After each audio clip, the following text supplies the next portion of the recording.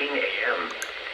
At 4:25 a.m., a severe thunderstorm was located 7 miles northeast of La Center, moving southeast at 35 miles per hour.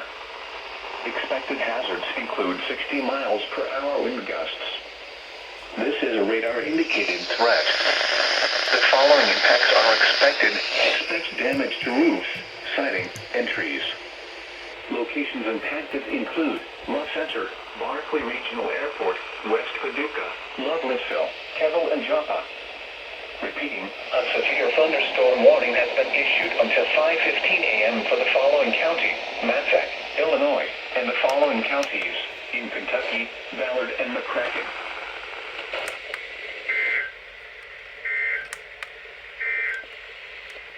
Now for the official National Weather Service forecast for the southern Illinois area. Today,